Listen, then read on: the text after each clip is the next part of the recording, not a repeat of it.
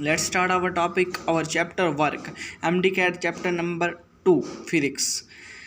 अब वर्क होता है dot product of force and displacement. अब किसी भी ऑब्जेक्ट पर फोर्स लगे, फोर्स तो हर हाल में आम लिहाज से देखा जाए तो फोर्स तो लगती है, लेकिन वर्क के लिए तीन कंडीशंस है। जब उस ऑब्जेक्ट पे फोर्स लगे तो वो ऑब्जेक्ट कोई ना कोई डिस्प्लेसमेंट कवर करे, पहली कंडीशन। दूसरी कंडीशन, वो जो डिस्प्लेसमेंट कवर होना चाहिए वो फोर्स के डायरेक्शन में हो या फोर्स के किसी कंपोनेंट के डायरेक्शन में हो, तब वर्क होगा, नहीं तो वर्क नहीं होगा। अब देखें, यहाँ पे फोर्स अपवर्ड डायरेक्शन में लग रही है, जबकि डिस्प्लेसमेंट इस हॉरिजेंटल पाथ पे कवर हो रहा है, तो फोर्स और डिस्प्लेसमेंट एक डायरेक्शन में नहीं है, तो पहली कंडीशन इसकी डायरेक्शन ये वाली फॉलो नहीं होती। लेकिन अगर हम फोर्स के कंपोनेंट रिजॉल्व करें, F sine of theta, F cause of theta, तो ये कॉज ऑफ थीटा की डायरेक्शन में, तो फोर्स का फार्मूला क्या बन जाए, वर्क का फार्मूला क्या बन जाएगा, F dot D, F cause of theta into D, क्योंकि ये कॉज अगर साइन के डायरेक्शन में होते तो साइन ऑफ थीटा लगाते हैं। अब इसी थोड़े से कंसेप्ट से एक ऑब्जेक्टिव आ सकता है कि अगर एक बॉडी है उस पर फोर्स लगी है, उस बॉडी पे फोर्स लगी है हॉरिजॉन्टल डायरेक्शन में, तो बताओ उसका वर्क क्या होगा। अब इधर मिस्टेक ये होती है, वर्क पॉजिटिव नेगेटिव ये बच्चे लगा, लेकिन उन्होंने इधर इस ऑब्जेक्टिव में किसी भी किस्म की डिस्प्लेसमेंट की तो बात नहीं की, तो इधर हम इस तरह के वर्क डन को प्रेडिक्ट नहीं कर सकते। इस कॉन्सेप्ट इस टाइप के ऑब्जेक्टिव आ सकती है।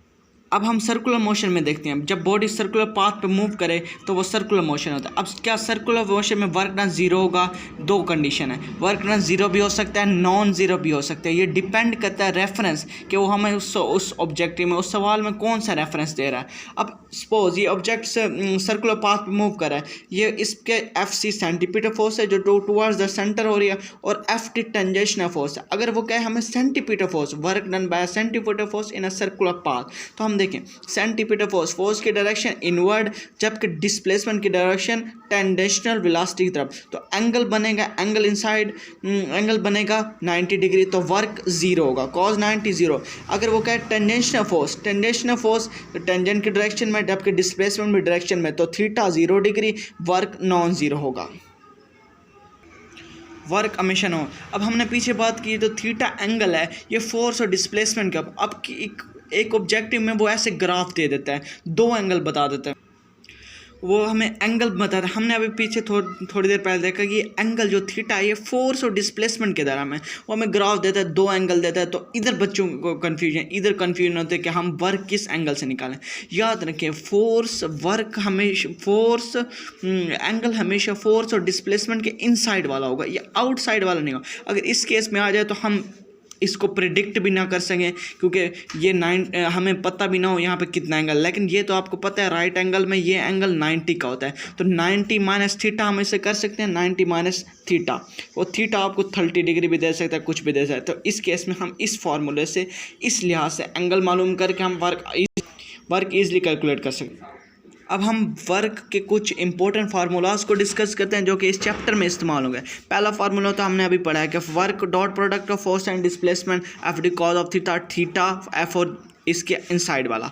अब दूसरा P dot del V, change in volume. ये गैसेस के केस में अगर गैसेस कंप्रेस हो रही होंगी तो V2 - 1 होगा, अगर एक्सपैंड हो रही है V1 प्लस V2। ये एप्लीकेबल, बस इसका कोई कंसेप्ट नहीं है, आपने इसको अगर गैसेस का कोई क्वेश्चन आ जाए तो इस फार्मूले से कैलकुलेट करना है। अब in case of isochoric process होता है जिसमें वॉल्यूम कांस्टेंट हो तो वर्क जीरो हो जाएगा। आइसोकोरिक, आइसोबैरिक, ये आप थर्मोडायनामिक्स के चैप्टर में पढ़ लेंगे, इसलिए वहाँ अगर वर्क का कोई भी आ जाए तो उधर भी उसका रिलेशन वगैरह दिए होंगे तो वो हो जाएगा। अब ये सर्कुलर मोशन के केस में होता है टॉर्क इंटू थीटा, टॉर्क होता है आर क्रॉस एफ कौन सा टेंजेंशियल फोर्स होती है। ये बस फार्मूले को इन फार्मूले को रिकॉल रखना है अपने, क्योंकि कोई किसी भी किस्म का वो आपसे वर्क पूछ सकता है। अब सर्कुलर मोशन, ये केस है सर्कुलर मोशन का। अब आगे वर्क का फार्मूला है पोटेंशियल डिफरेंस का, Q charge, V potential difference. Capacitor के केस में 1/2 QV हो जाएगा। स्प्रिंग, ये स्प्रिंग वाला बहुत अहम है, ये स्प्रिंग कंप्रेशन दे देता है, एक्स से कंप्रेस हो रहा है तो Fx 1/2 हाफ Fx का फार्मूला है। स्ट्रेन एनर्जी का आपने चैप्टर 17 सेकेंड ईयर में पढ़ा होगा, जो कि ये 1/2 F डेल्टा वी। अब हम इसके यूनिट की बात करते हैं। SI यूनिट है जॉल, जो कि न्यूटन मीटर के बराबर। सिर्फ आपने FSC की तरह सिर्फ SI यूनिट ही ना, वो SI बेस यूनिट भी आपसे पूछ सकता है। अब इसके एसआई बेस यूनिट न्यूटन होता है किलोग्राम मीटर स्क्वायर, और आगे मीटर वगैरह को कैलकुलेट करिए, ये उसका एसआई बेस यूनिट। अब इसका एक ऑब्जेक्टिव आता है कि SI base unit of work is similar to energy का भी, क्योंकि जॉल होता है, हीट का भी जॉल होता है और टॉर्क का भी जॉल होता है, तो इनका अगर बेस यूनिट निकालो वो इसके वर्क के इक्वल आते हैं। अब बहुत ही इंपॉर्टेंट कॉन्सेप्ट, जिससे अगर इस चैप्टर से 2 या 3 है तो एक ये ज़रूर है कि वर्क डन पॉजिटिव कब होगा, वर्क डन नेगेटिव कब होगा और वर्क डन ज़ीरो कब होगा। वर्क डन पॉजिटिव, अब वर्क डन पॉजिटिव जब फोर्स एक डायरेक्शन में जा रही है, अगर डिस्प्लेसमेंट भी उसी डायरेक्शन में कवर हो तो वर्क डन पॉजिटिव, अगर अपोजिट डायरेक्शन में हो तो वर्क डन नेगेटिव, अगर परपेंडिकुलर हो एंगल 90 का बना रहे हो तो वर्क डन ज़ीरो वर्क। अब इसको ऑब्जेक्टिव में अलोंग भी कह सकते हैं, यानी कि फोर्स और displacement along the direction, displacement opposite, displacement perpendicular. Theta यहाँ पे क्या बना, अब theta less than equal greater than equal to 0 और लेस देन 90, इसको भी इसी तरह greater than 90 less than equal to 0 theta नहीं। ये जो एंगल होता है ये एक्यूट एंगल होता है। अब ऑब्जेक्टिव में भी यूँ भी कह सकते हैं, if we consider an acute angle triangle, यूँ पूछ सकता है वर्क डन बाय दिस। तो आपको पता होना चाहिए कि डिस्प्लेसमेंट ऑफ फोर्स में एक्यूट के केस में एंगल 90 का बनेगा या less than 90, angle less than 90 होगा।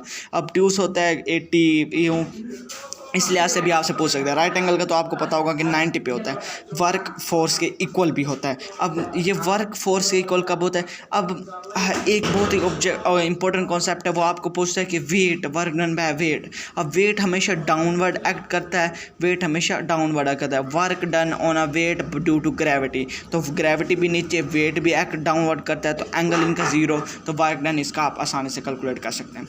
आज के लिए इतना ही। नेक्स्ट टॉपिक में हम इसके सेकंड पार्ट को देखेंगे, जो भी इजी है उसका भी इंशाल्लाह हो जाएगा। चैनल को सब्सक्राइब कर दें और बेल आइकन को प्रेस कर दें।